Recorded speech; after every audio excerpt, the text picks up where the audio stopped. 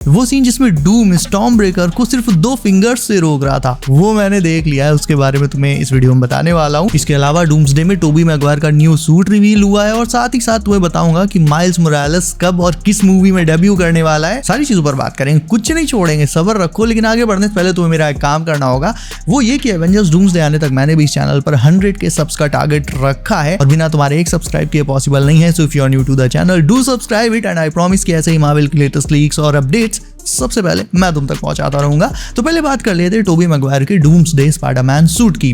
देखो, वैसे तो हमेशा टोबी ने अपनी जितनी भी स्पाइडी मूवीज फिल्म की हैं, सारी की सारी अपने उस फिजिकल सूट को पहनकर करी हैं। उनका वही क्लासिक सूट जो हमने उनकी पुरानी मूवीज में देख रखा है। नो वे होम में भी उनका जो रिटर्न हुआ था उसमें भी उन्होंने वही वाला सूट पहना हुआ था, ठीक है। मतलब CGI वगैरह उनके सूट में कभी ज्यादा यूज किया ही नहीं गया, ना के बराबर। लेकिन अब एवेंजर्स डूम्सडे की उन्होंने जो शूटिंग करी है वो CGI सूट में करी है और रिपोर्टेडली टोबी मैगवायर के स्पाइडरमैन का सूट पूरी तरह से चेंज हो चुका है। वो अब क्लासिक स्पाइडरमैन सूट नहीं रहेगा, बल्कि वो बन चुका है कुछ इस तरह का red and golden hi-tech iron spider suit. यानी डूम्सडे में टोबी को बहुत ह्यूज अपग्रेड मिलने वाला है। लेकिन उससे भी एक बड़ा जो सवाल जनरेट होता है इससे, वो ये कि टोबी जो हमेशा से क्लासिक एलिमेंट्स पर भरोसा करने वाला स्पाइडरमैन है, उसको इतना हाईटेक सूट मिला कहां से? पहन रहा है तो पहन रहा है, लेकिन उसे ये मिला कहां से?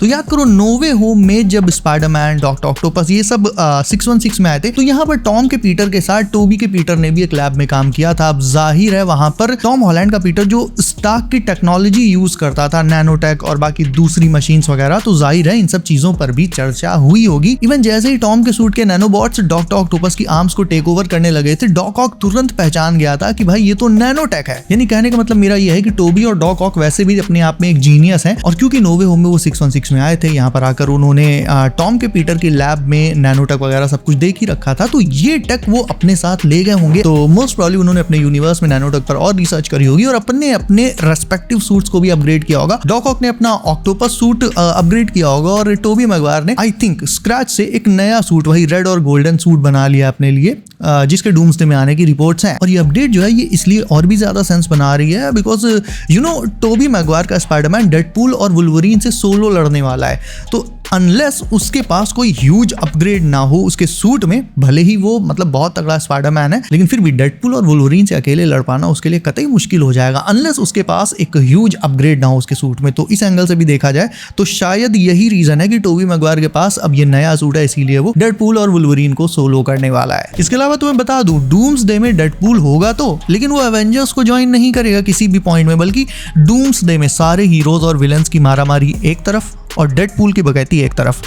पूरी मूवी में डेडपूल का मिशन ही कुछ और होगा। डूम, एवेंजर्स, एक्समैन इन सबसे बिल्कुल अलग, मे भी खुद की पहचान बनाने का मिशन, जैसा कि वो हमेशा से करना चाह रहा है। डेडपूल का ह्यूमर R-rated लेवल पर नहीं रखा जाएगा बिकॉज ऑब्वियसली मूवी खुद ही PG-13 है, लेकिन स्टिल उसकी सिग्नेचर कॉमेडी स्टाइल वो जरूर से दिखाई जाएगी विद इन PG-13 लिमिट्स। मतलब मूवी में डेडपूल फिर से कुछ खेल तो करने वाला है। और अगर तुम भी स्पाइडरवर्स मूवीज में माइल्स मोरालेस को देखने के बाद लाइव एक्शन में माइल्स का वेट कर रहे हो, तो तुम्हें बता दूं ऐसा बहुत जल्दी होने जा रहा है। खुद टॉम हॉलैंड ने ये बात बोली है कि वो माइल्स को लाइव एक्शन में MCU में लाने के लिए काफी तेजी से काम कर रहे हैं।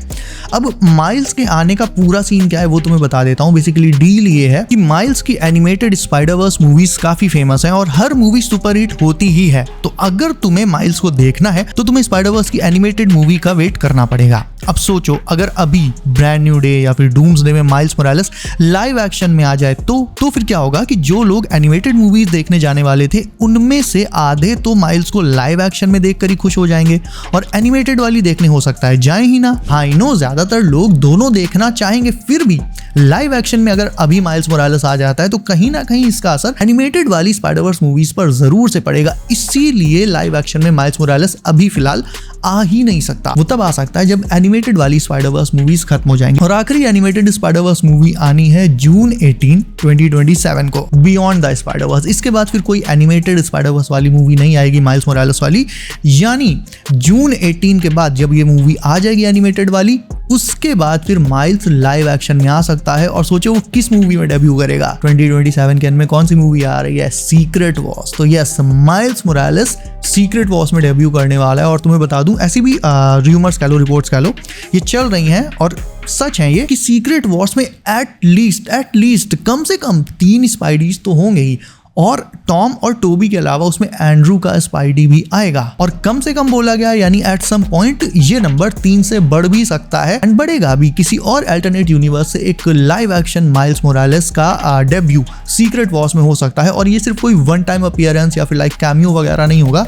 ये माइल्स मोरालेस का MCU में प्रॉपर डेब्यू होगा जिसके बाद फिर पूरे म्यूटेंट सागा में माइल्स कंटिन्यू करेगा। हाँ, तुम टेंशन मत लेना, टॉम हॉलैंड की और भी मूवीज आएंगी। इवन अगली सुनने में आ रहा है कि अगली स्पाइडरमैन मूवी पर काम शुरू भी हो चुका है, लेकिन उसमें माइल्स का अगर रोल होता है तो वो फिर एज अ टीम अप होगा। जैसे गेम्स में हमने देखा है कि माइल्स और पीटर ने टीम अप किया हुआ है, तो उसी तरह से मूवी में भी वो टीम अप कर सकते हैं, स्पेशली अगर उस सागा का बिग बैड स्पाइडी के एस्पेक्ट से नल होता है तो। नल या फिर सिम्बियोट जो भी हो। देखो बातों तो मैंने तुम्हें ये भी बता दिया कि एंड्रू का स्पाइडी भी बैटल वर्ल्ड में आएगा। एक्चुअल में जब सारे यूनिवर्सेस डिस्ट्रॉय हो जाएंगे तो ऑब्वियसली एंड्रू के स्पाइडी का यूनिवर्स भी खत्म हो जाएगा और फिर तभी वो बैटल वर्ल्ड में आकर बाकी के स्पाइडी से रीयूनाइट करेगा। लेकिन हाँ, तुम्हें एक चीज और बता दूं, टॉम हॉलैंड का स्पाइडी डूम्सडे में नहीं आ रहा है, उसे बचाकर रखा जाएगा सीक्रेट वॉर्स के लिए।